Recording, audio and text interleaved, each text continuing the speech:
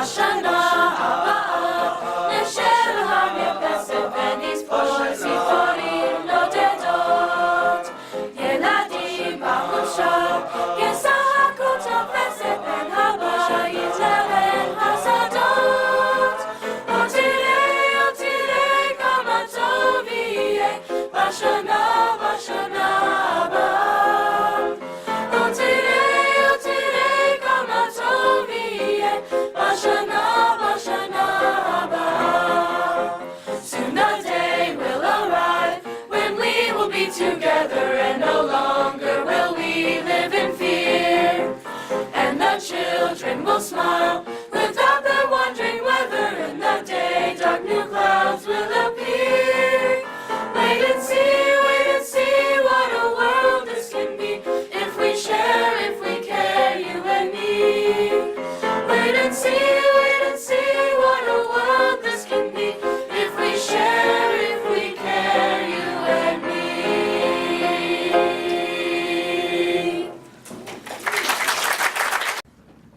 Good morning. My name is Cheryl Hagan, and it is really a privilege to be serving as your worship associate today. This month's theme is prophetic imperative, and our first imperative this morning is to warmly welcome the youth choir from All Souls Unitarian Universalist Church from Tulsa, Oklahoma.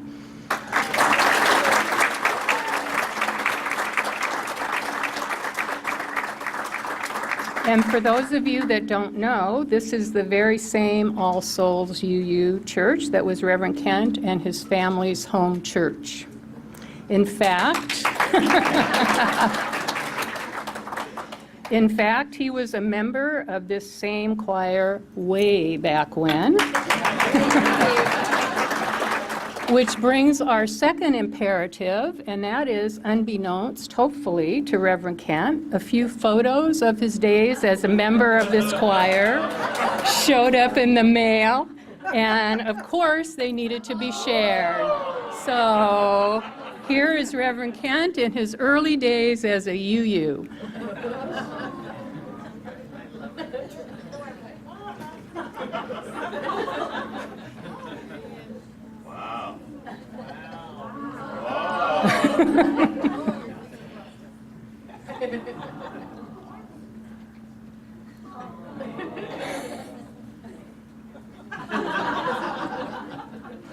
Thank you, Mrs. Doss.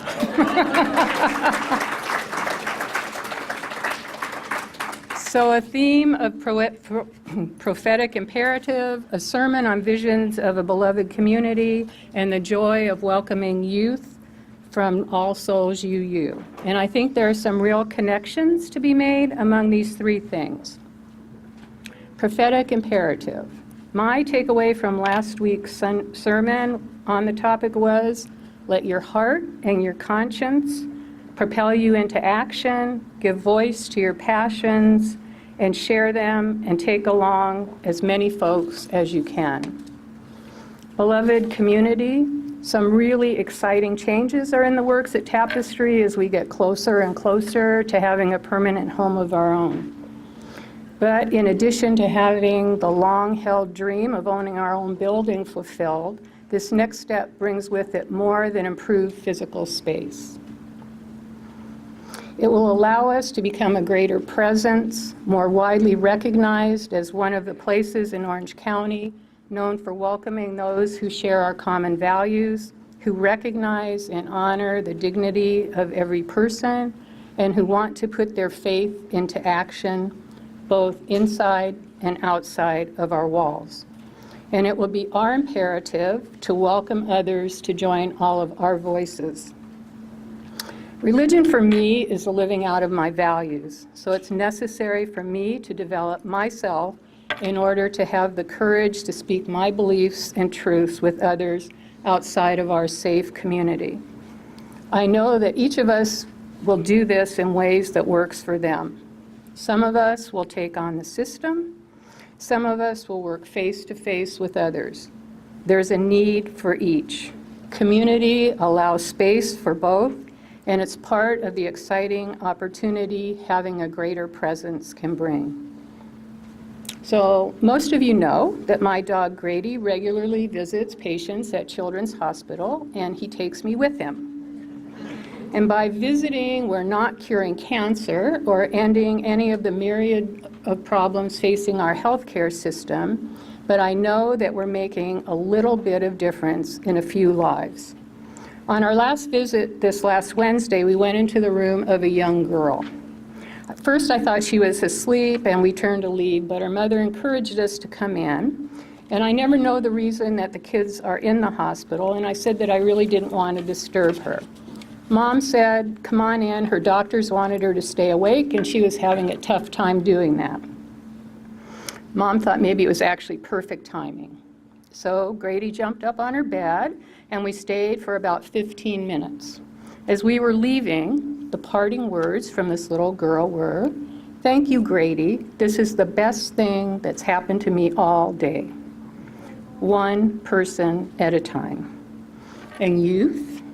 You've been given the gift of growing up in a religion that encourages you to search out your own truth, to find things that you're passionate about, and to believe in the power of your convictions to change things one issue at a time or one person at a time, all the while knowing that you have a loving community to support you on your journey. So however you choose to live out your own prophetic imperative, I think the message for all of us is, as our friends at Nike remind us, just do it. You can continue your conversations and refreshments over the service. So we have some important events coming up at Tapestry, and I just want to remind you that next Saturday is our no-cost CPR training. If you're interested in that, you can see Kathy after the service. And you can find out information about Tapestry events and worship services in your order of service, our newsletter, our website, or on our mobile app.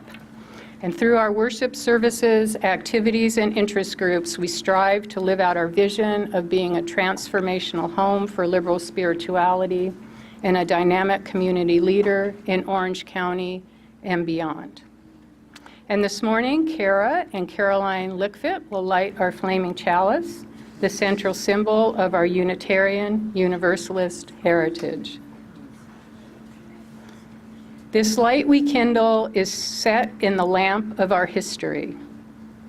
We inherit this free faith from the brave and gentle, fierce and outspoken hearts and minds that have come before us. Let us be worthy inheritors of this faith, and through our good works, pass it boldly on to a new generation. And now, if you would please join me in saying our covenant, followed by our song of affirmation. Love is the spirit of this congregation, and service is its law. This is our great covenant, to dwell together in peace, to seek truth and love, and to help one another.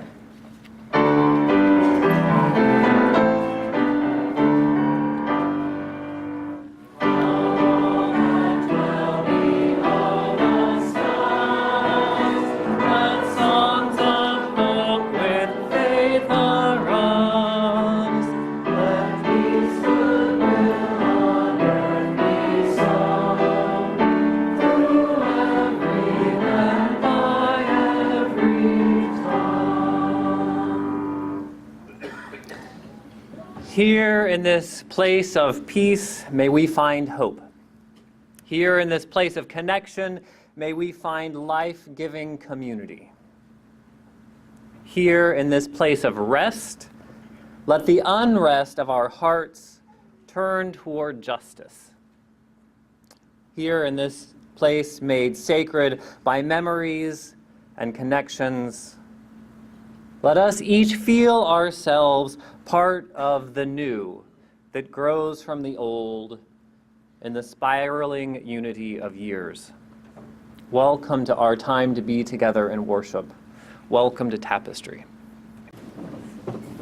As we gather in worship on Sundays, we pause to lift up the joys and sorrows in our midst. Some do that by lighting a candle in silent recognition of those milestones. Others write a short message to share. I have two joys to share with you this morning. One from Scott Doherty. It's his 60th birthday, and he's excited to be celebrating a new decade made brighter by Unitarian Universalism. And Kathy Dechter shares with us the news that her sister, Mary Beth Peil, is nominated for a Tony Award for Best Supporting Actress in a musical of Anastasia. That's pretty cool.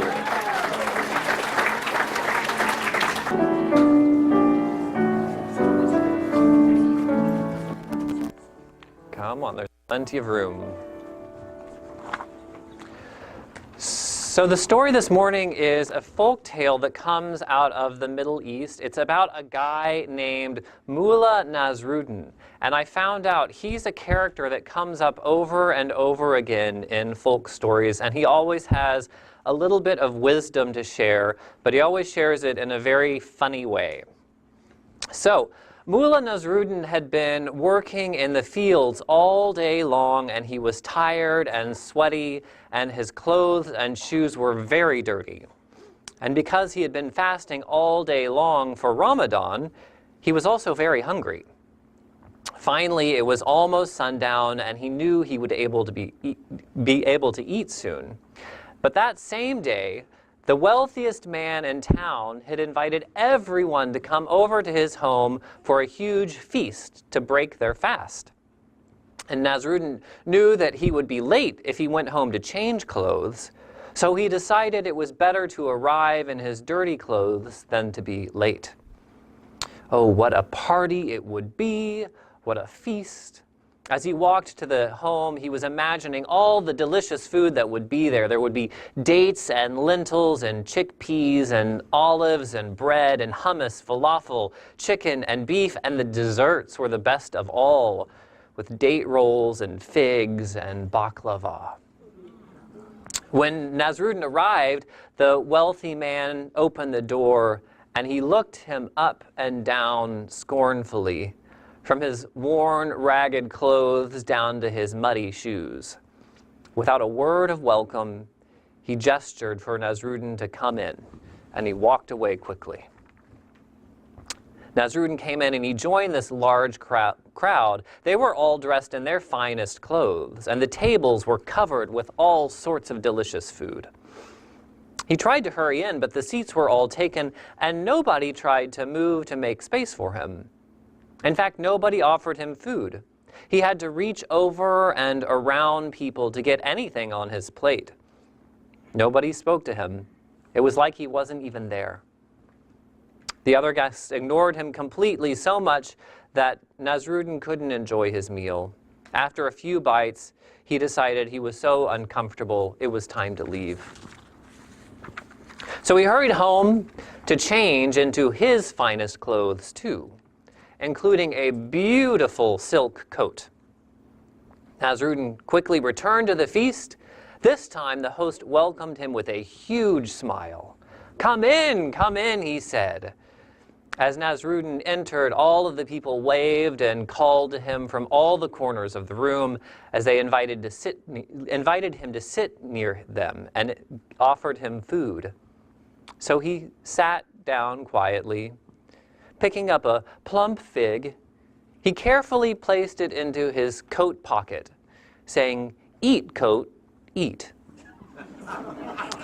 Next, he took a handful of nuts and put them in a pocket. "Eat, coat, eat," he said. Then he began feeding his coat in earnest, grabbing all sorts of foods, lentils and hummus and beef and chicken and chickpeas. He put all of this mess in his pocket, saying, "Eat, coat, eat." Soon, everyone in the room was staring at him, wondering what on earth he was doing, and the host hurried over. "Nasruddin, what are you doing? Why are you feeding your coat in this manner?" "Well," he replied, "when I first came to this feast in my old farming clothes, I was not welcome. No one would speak to me. But when I changed into this fine silk coat, suddenly I was greeted warmly. So I realized it was not me that was welcomed at this party, but my clothing. So I'm feeding my coat. Here ends the story. I hope you guys have a great class, and we'll see you in a little bit.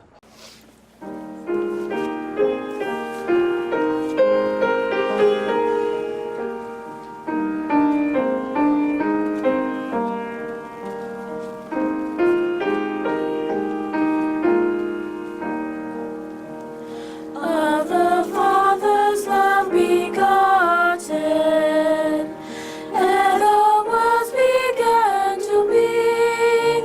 He is Alpha and Omega, He the source, the ending, He of the things that are, that have been, and that future you shall see, evermore and evermore. Oh, that birth forever blessed, when the Virgin full of grace, by the Holy Ghost conceived, bear the Savior of us, and the name the world redeemed.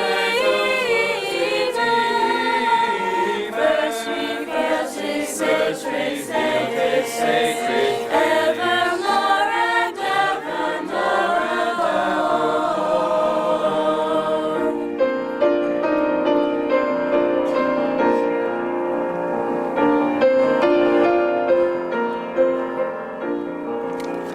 All ye heights of heaven adore Him. Angels host His praises sing. Saints and angels bow before Him, and extol our God and King. Let no tongue on earth be silent.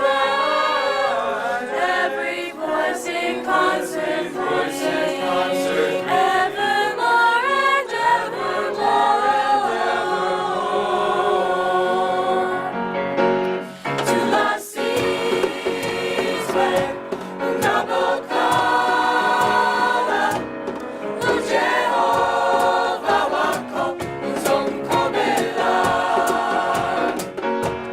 To the seas where Unabokala, Jehovah wako uzongkobela. Kululeko sizoyihola,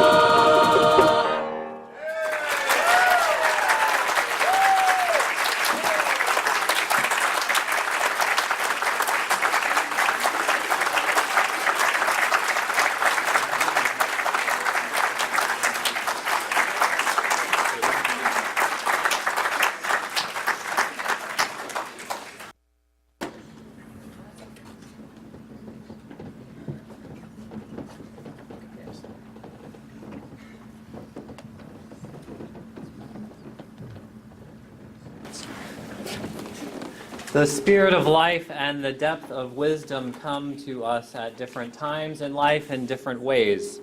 Usually in our time of meditation, we open our hearts in silence. This morning for our meditation, let us open our hearts to the wisdom of the beauty of music.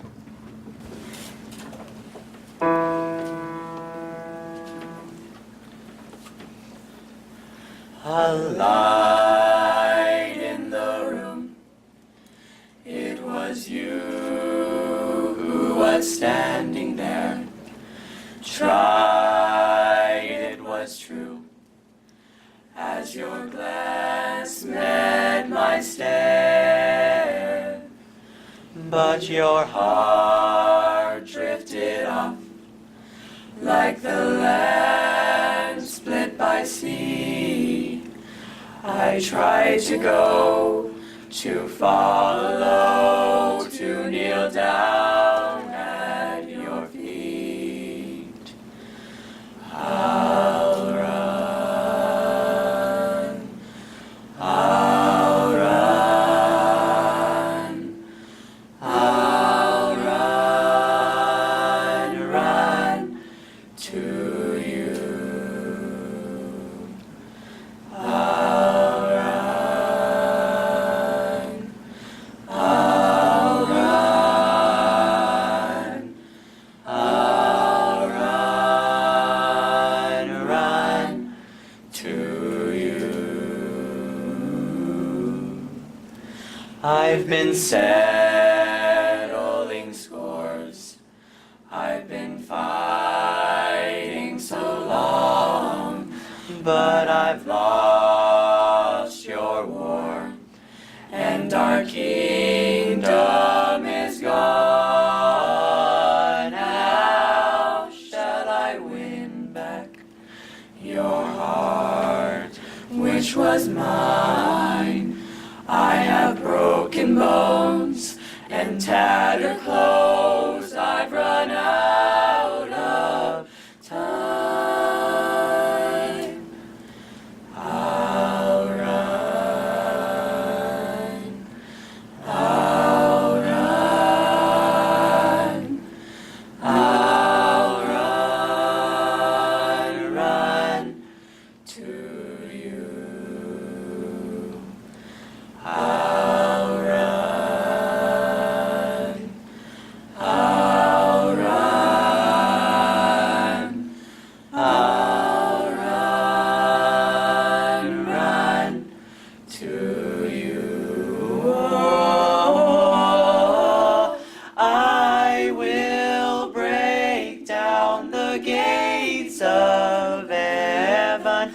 1,000 angels stand waiting for me. Oh, take my heart and lay down my weapons. Break my shackles to set me free.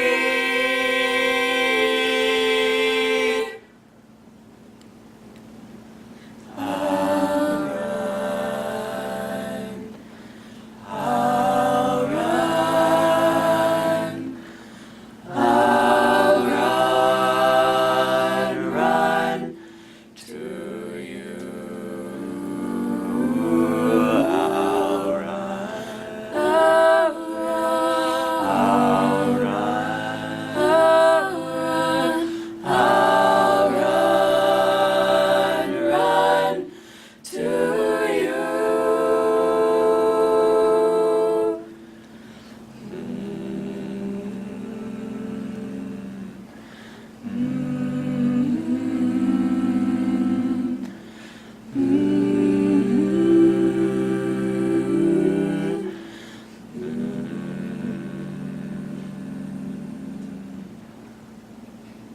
Namaste.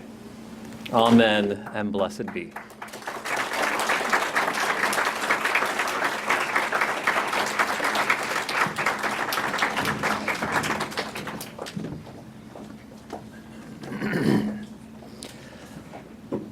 I am so glad to get to welcome the All Souls Children's and Youth Choir here today.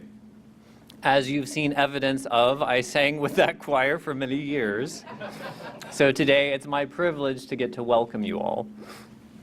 All Souls is a very special place.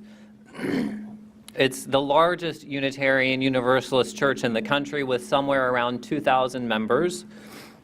But more than its size, it's the integrity of this congregation's ministry that is remarkable. It is one of the very few multicultural congregations in our denomination. There are two different stories of how that came into being. I want to briefly share those two stories with you today. The better known story is the story of a dramatic change that came in the early 2000s. The Reverend Carlton Pearson, an African-American Pentecostal preacher, had founded one of Tulsa's most prominent megachurches. By the late 90s, Higher Dimensions, that's the church, had grown to around 6,000 members. The church had added an 800-seat balcony, installed multimedia equipment. It bought a 650-acre ranch and was in the process of building a hotel. He built this congregation from the ground up. But in 1996, Carlton Pearson had a revelation. In watching the victims of the genocide in Rwanda, he became angry at the God he knew. That God that might condemn any of these people, even these victims of senseless violence, to hell, that was unfathomable to him.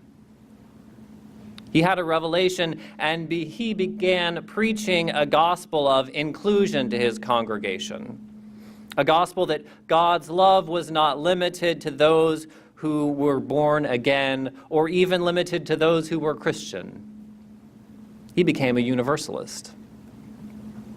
Almost immediately, that megachurch crumbled.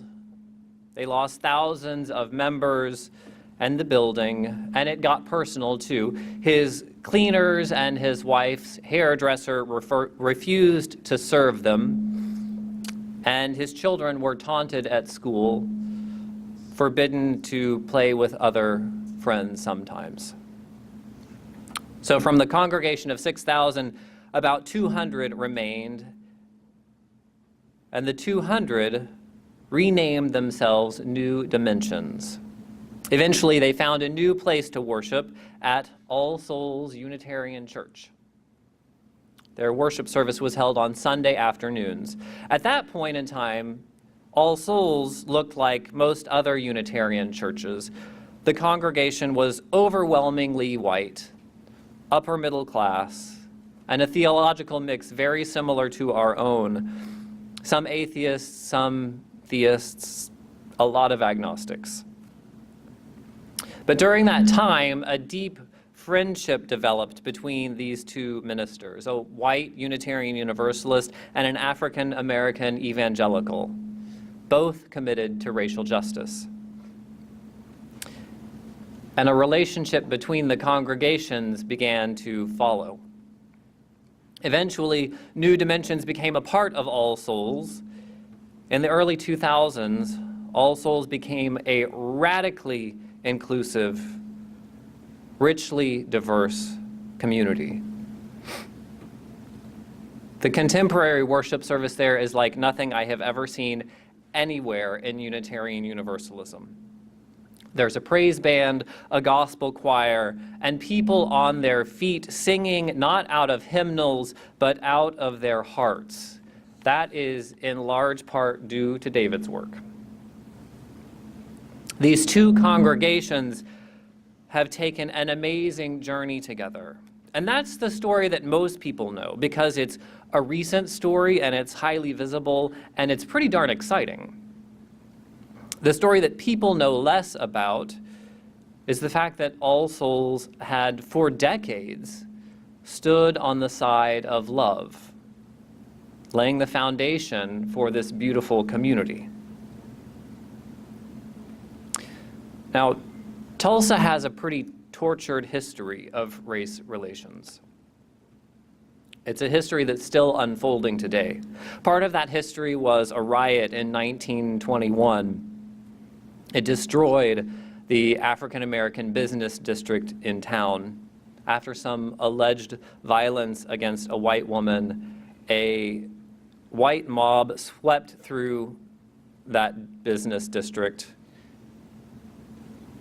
At least 38 people were killed.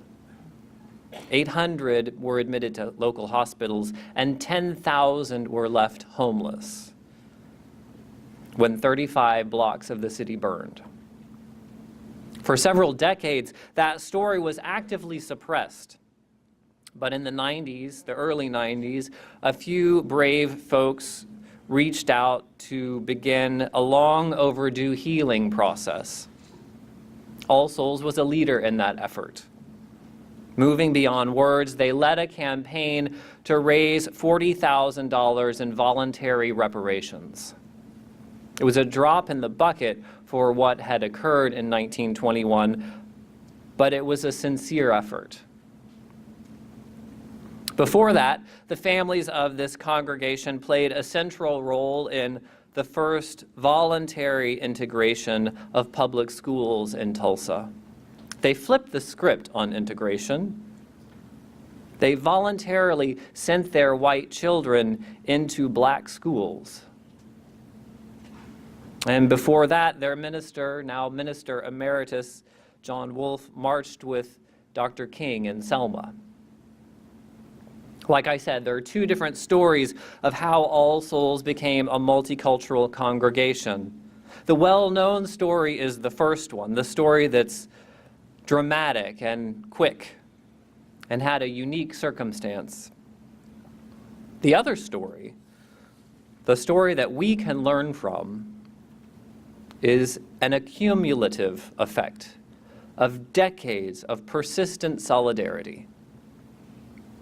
If we are to build beloved community at Tapestry, that persistent solidarity will be our story too.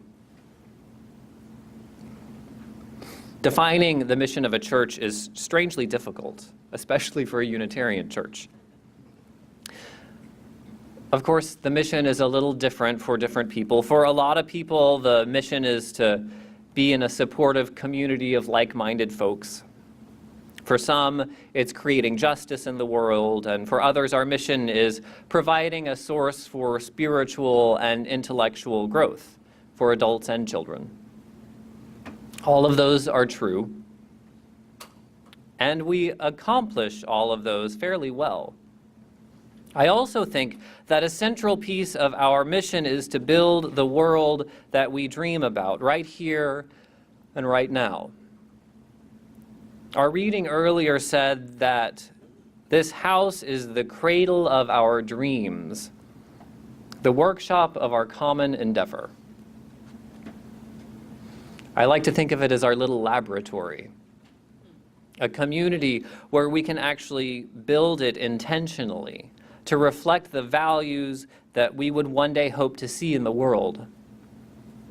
So if our dream in the world is love that transcends difference, then we have to take seriously the project of building that here.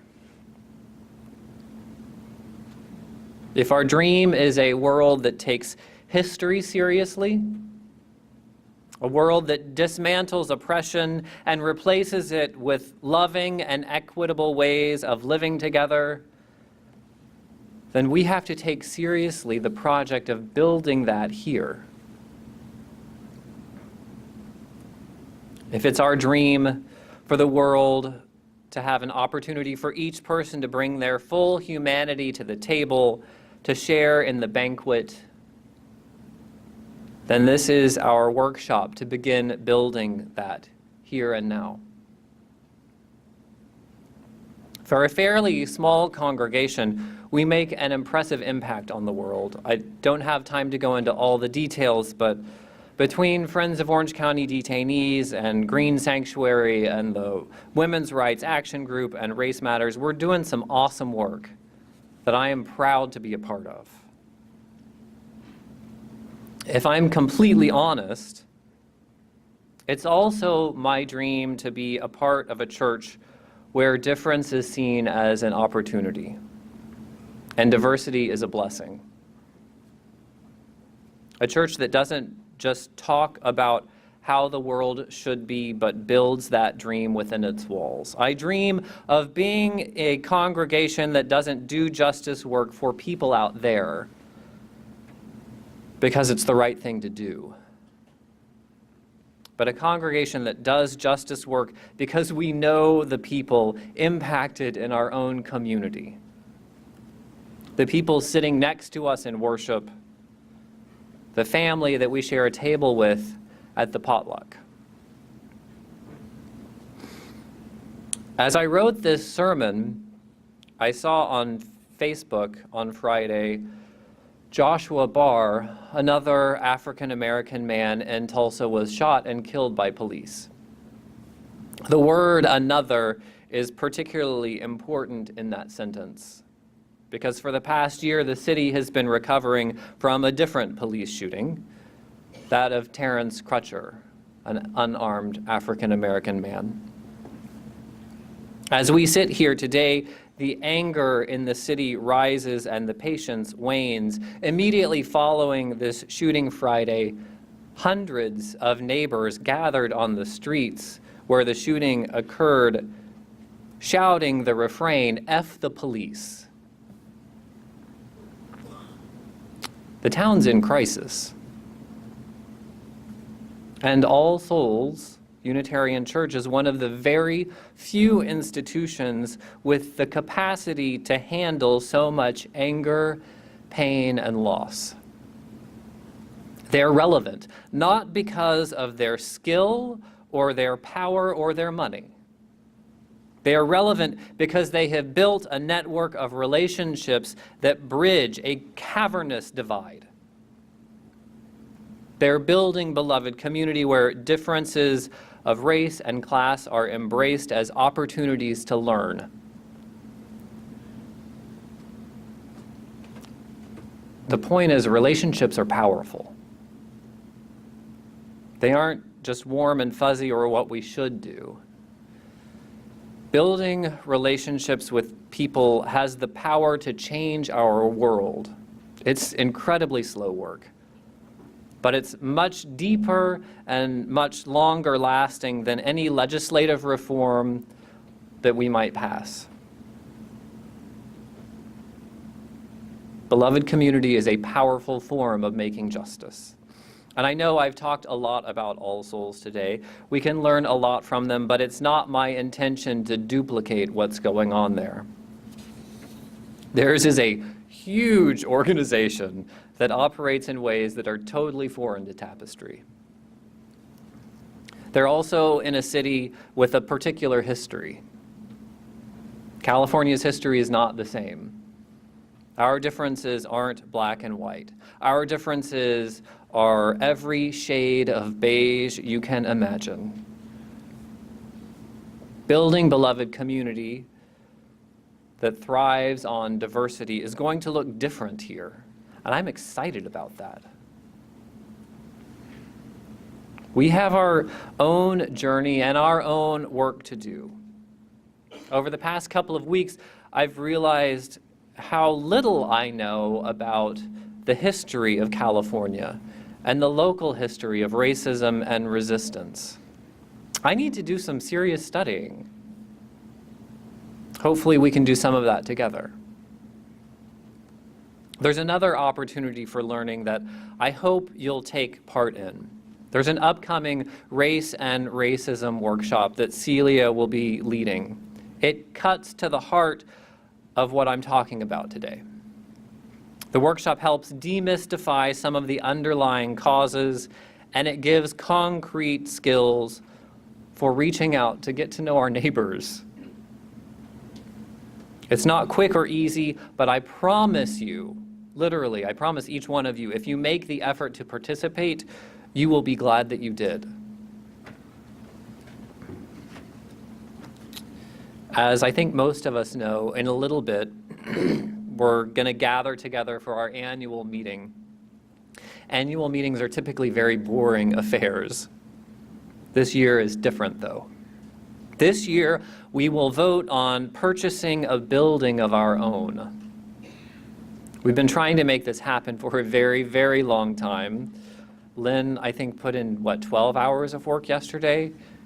14. This is a big project. That's just planning the meeting.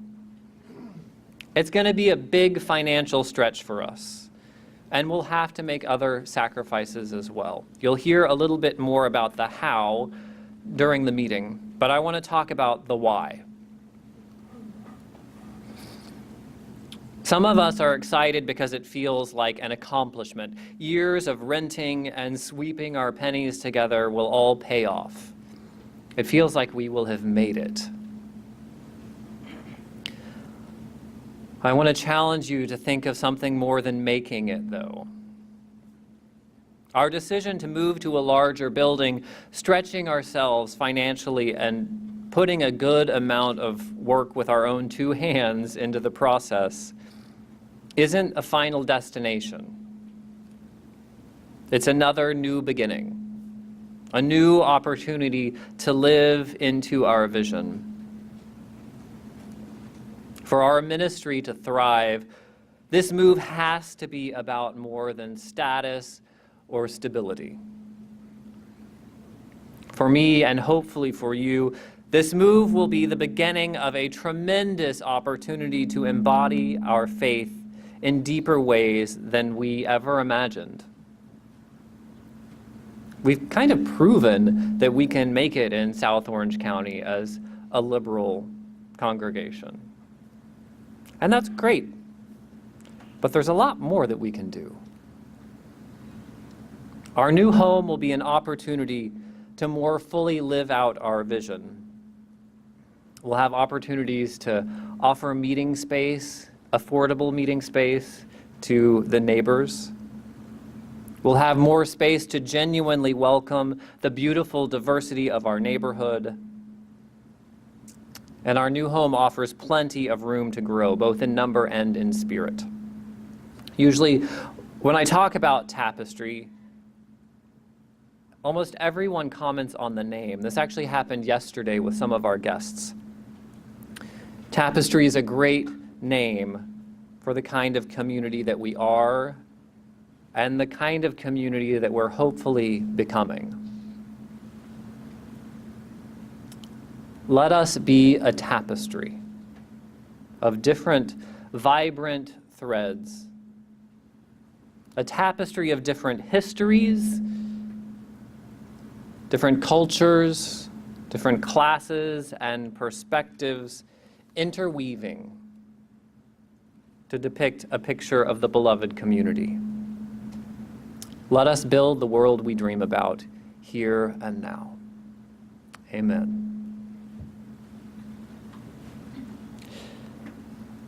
As our ushers come forward to collect the morning offering, I remind you that Unitarian Universalism is a grand vision.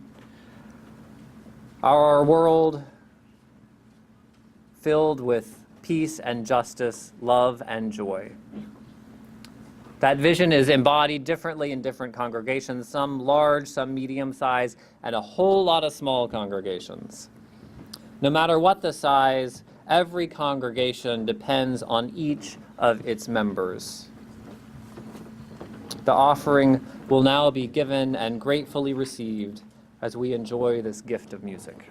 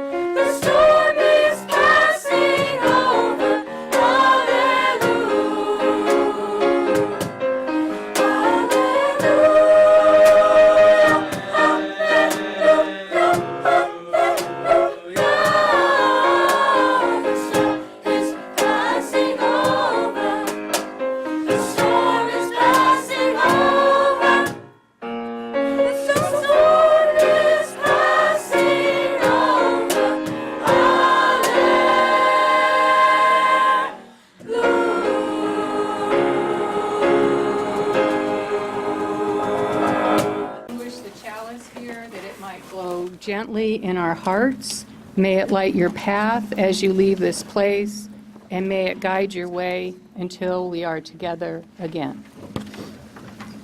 Would you take the hand of someone near you for these closing words? We all have two religions, the religion we talk about and the religion we live. It's our task to make the difference between the two as small as possible. Let us go in peace and let the light within you be a blessing to the world.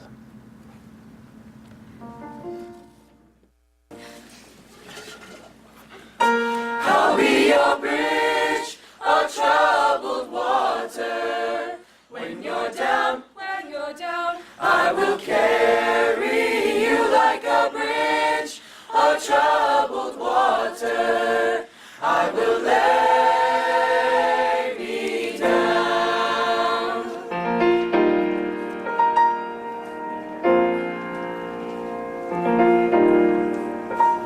When you're weary, feeling small, when tears are in your eyes, I will dry them all. I'm on your side. Oh, when times get rough and friends just can't be found, like a bridge over troubled water, I will lay me down.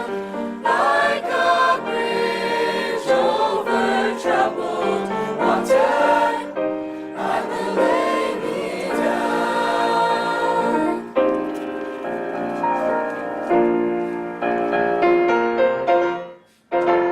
When you're down and out, when you're on the street, my Lord, when evening falls so hard, I will comfort you. I'll take your part. Oh, when darkness comes, when pain is all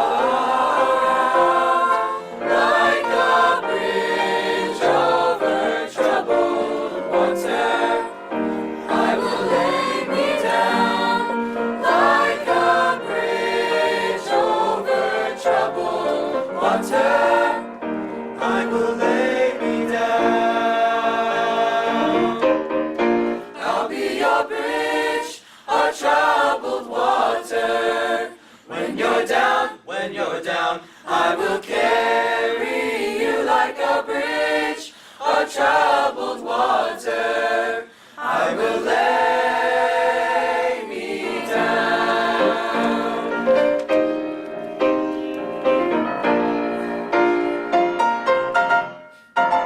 Sail on, silver girl. Sail on, silver girl. Sail on by. Sail on by. Your time has come to shine. All your dreams are on their way. See how they shine. Oh, if you ever need a friend, look around for sailing like a bridge over troubled water. I will ease your mind like a bridge over troubled water. I will ease your mind. I'll be your bridge, a troubled